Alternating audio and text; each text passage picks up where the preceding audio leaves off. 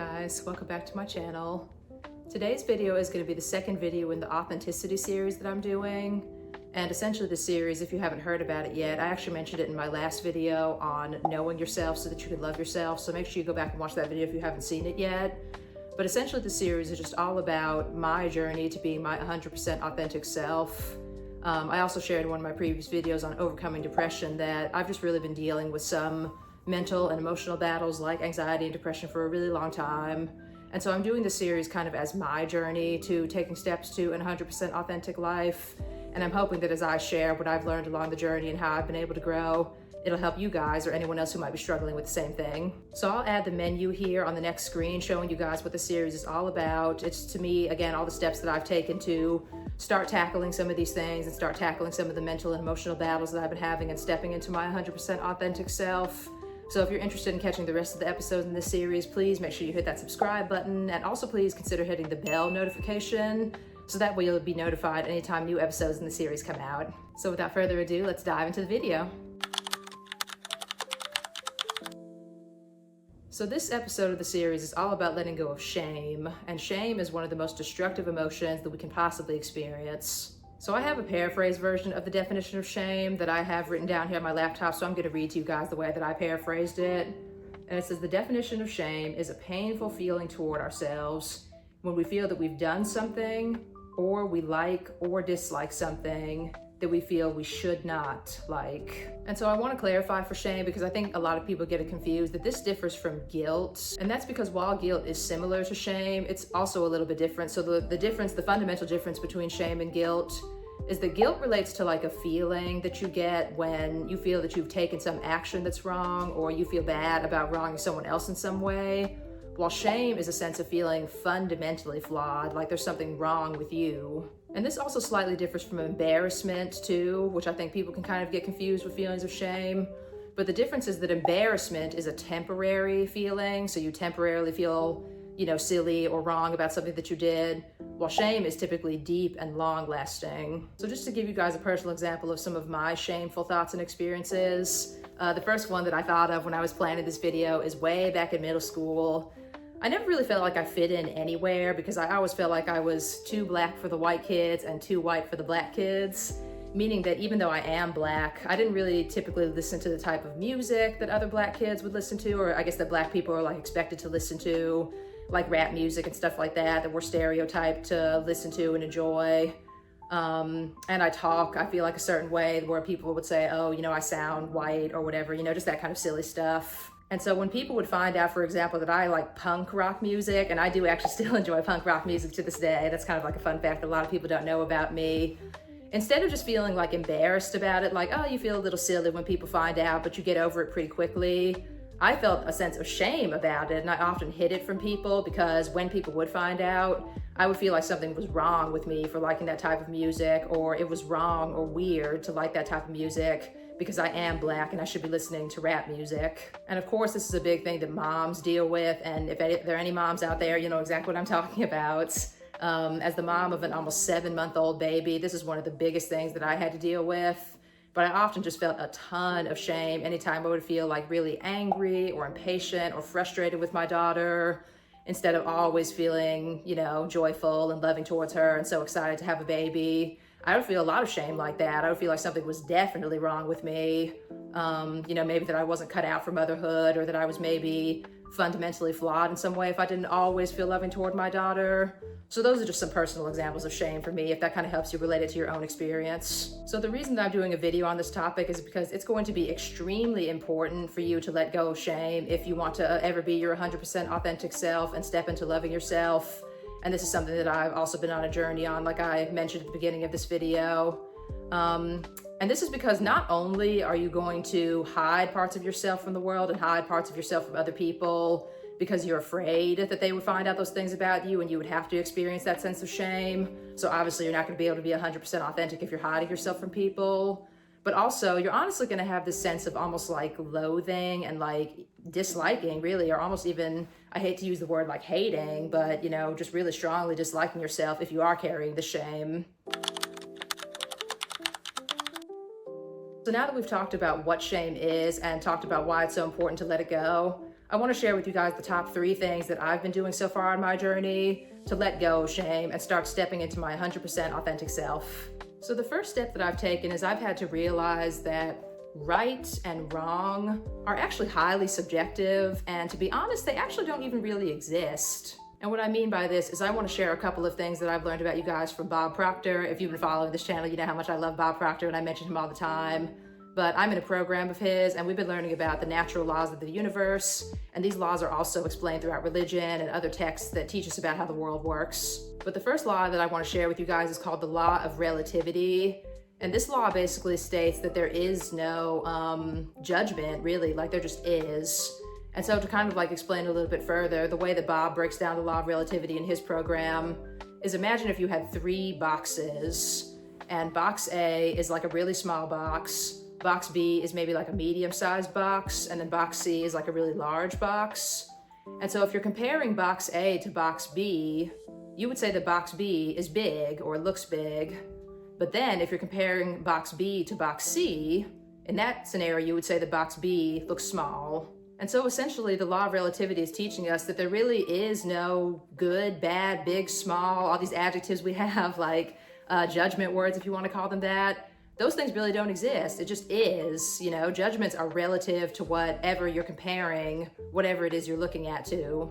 And so a lot of times shame comes from feeling like we've done something wrong or there's something wrong with us.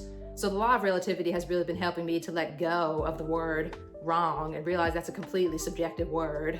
And then the second law that I want to share with you guys to point out why right and wrong are highly subjective and don't even really exist is called the law of polarity.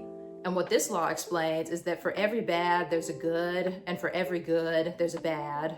So if you think about any type of situation, and we all know this, like, you know, whenever you're looking at doing like some type of change in your life or looking at some type of decision you want to make, there's always the pros and the cons. Like there's always some good to a situation and always some bad to a situation.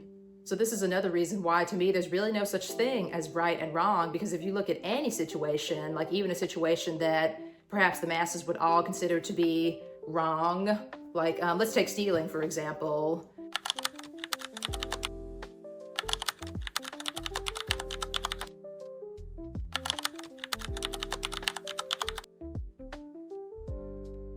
I'm sure everyone, of course, would agree that stealing is wrong.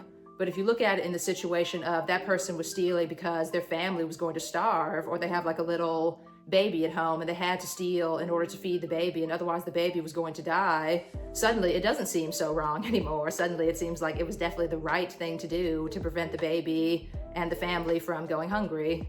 And the last thing I'll say about this is I've kind of come to realize, or I guess believe, that morality is almost like a man-made construct, like something that we as humans created. And at the end of the day, it doesn't really matter what others think about your choices, as long as you can feel good about your own choices. Because, you know, at the end of the day, you're the one who wakes up in your body every single day. And I think kind of the way that morality has come to develop over time is they are generally principles that will make us feel good at the end of the day.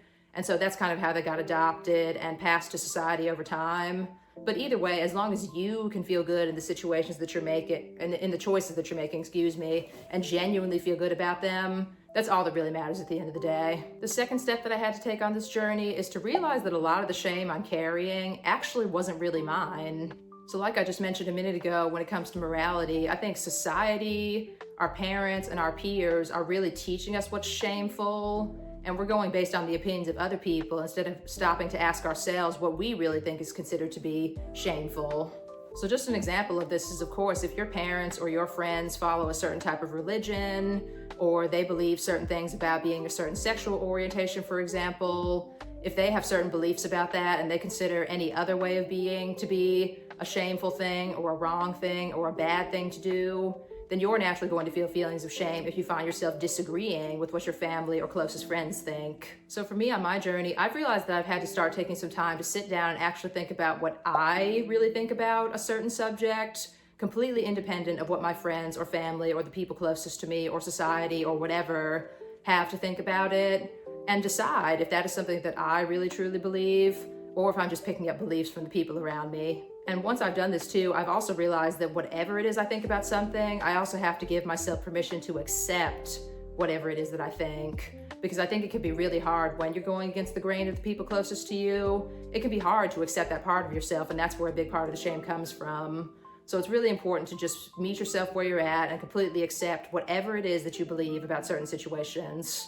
And lastly, the third thing I've had to do on this journey is just to affirm myself that I am 100% lovable, no matter what choices I make and no matter what I believe about certain things. Because for me, what I realized is that I feel like a lot of my shame was stemming from feeling like I wouldn't be lovable anymore if the people closest to me knew what I was really thinking or feeling, because I was worried that I would be rejected by these people and that I would be all alone and I would have no one to love me anymore. But as I've been on this journey and I've done all kinds of studying and just looked all around me, I've come to realize that there are all different kinds of people in the world. You know, I think there are 8 billion people on this planet at this point. And so I just have to know for myself that there's always going to be somebody who I can find to connect with on whatever choices I make or whatever beliefs I have. There's always going to be somebody who I can find that accepts me just the way that I am. And I think this is a big thing that people have to realize, is sometimes you almost have to create your own chosen family, as opposed to feeling like you absolutely must fit in with the family or the close friends that you've known for a really long time. Sometimes you really do have to go out there and find those people who really will accept you and consider those people to be your new family. And so the caveat to this of finding people who accept you is, of course, going to be you yourself have to start with loving yourself and accepting yourself for the choices that you have and whatever it is that you feel about certain situations. Because if you don't, if you're not able to affirm yourself and accept yourself first, you're actually going to stay hidden from your chosen family. And this is something that I definitely had to realize, because at the end of the day, if you can't accept yourself for it, you're always going to stay hidden from them. You're never going to show people who you really are. And then if you're doing that, your chosen people are never going to be able to find you. How can they possibly accept you and turn into your new chosen family if they can't find you because you're hiding from them? So it definitely requires a lot of courage, knowing that you may have to lose some relationships in the meantime of finding your accepted family, but it's all going to be worth it in the long run. And so that actually brings me to something I want to share with you guys. If you are on this journey and you're really needing that support and you're looking to find your chosen family, you're looking to be open about what you're thinking and feel uplifted by other people who are also on their authenticity journeys, I really hope that you'll join my Facebook group. It's a free Facebook group that I put together. It's called Raw and Real. And it basically, in a nutshell, is my passions, taking my passions of holistic living and raw food and juicing and things like that. That's what the word raw relates to in the title. And then the word real in the title relates to 100% authenticity. So the group is a place where we can come and look at a complete picture of health. We can all get together and share our journeys of becoming our 100% authentic selves, and we can uplift and support each other and find our chosen families. So if you're interested, please consider checking it out, and I'll put the link for it in the description of this video. So that wraps it up for this one, guys. Those were my 3 steps that I've taken so far to start letting go of shame and start stepping into my 100% authenticity. I hope you enjoyed it and you're looking forward to the rest of the series. Please be sure to give it a big thumbs up and share it with your friends. I would greatly appreciate it. That helps other people find it so that other people can be helped on their journeys. And please also follow me on Instagram, and I'll drop my handle here for you to follow me there. And I'll also put my handle in the description of this video. You can DM me on there. I would love to connect with you guys. And if you just have questions or requests for future videos and things like that. The next episode in the series is going to be all about getting infatuated with yourself, so that you can really feel that deep sense of love and connection to yourself again, especially if you haven't felt it in a long time. So again, if you're interested in catching the rest of the series, please make sure you subscribe to this channel and hit the notification bell. Besides that, guys, I hope you enjoyed, and stay tuned for the next one.